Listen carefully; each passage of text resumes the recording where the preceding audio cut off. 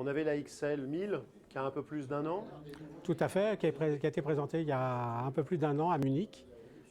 Et on a maintenant la XL 500. La XL 500 que nous présentons pour l'occasion de ce salon IFI en France. C'est leur première sortie.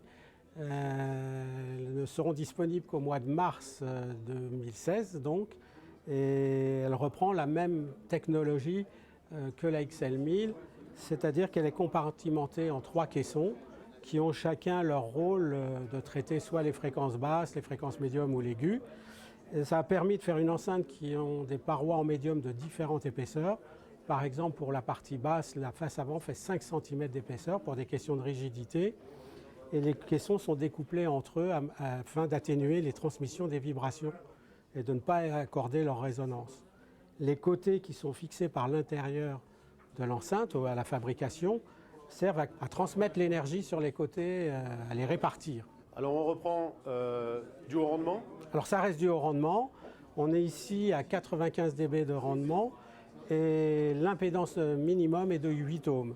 Donc compte tenu du rendement qui est élevé et de l'impédance qui est très facile vis-à-vis de l'amplificateur, ne posera aucun problème d'alimentation. Ce n'est pas une charge complexe. On retrouve aussi le ruban. Alors on retrouve le tweeter à ruban qui est une évolution qui n'est pas tout à fait le même, mais qui est dans la même idée que la XL 1000. Ce sont des produits qui ont repris très exactement la même logique de fabrication que la 1000, où il y a eu des évolutions dues justement à une taille un volume un peu plus réduit. Non, le travail de la 1000 a permis de faire la XL 500 dans le même esprit.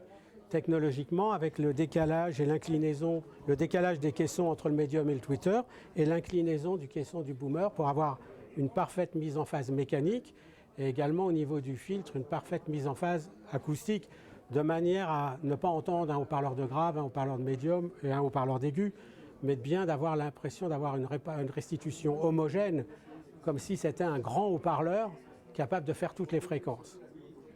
Compte tenu du rendement, donc c'est quelque chose qui peut parfaitement se marier avec un amplificateur à tube aussi bien qu'une électronique. Absolument, quelle que soit l'électronique. Puisqu'on les préconise pour des électroniques d'amplification comprises entre 20 watts et 500 watts, ce qui laisse une très grande souplesse d'utilisation. Et comme je le disais précédemment, l'impédance minimum de 8 ohms est importante pour l'association avec n'importe quel amplificateur sans avoir une charge complexe qui est très critique vis-à-vis de l'amplificateur. Des couleurs, un prix? Alors, elles sont comme la XL 1000 assemblées en France, à l'unité et à la demande. Donc on propose 3 coloris de base, c'est-à-dire toute noire, toute blanche, toute rouge, ou rouge avec des côtés noirs et le socle noir, ou alors noir avec des côtés bois où on a 2 coloris de bois verni. Donc c'est fait à la demande avec les délais nécessaires à la fabrication des composants. Et le prix? Alors le prix, quelle que soit la finition, est de 9 000 € la paire.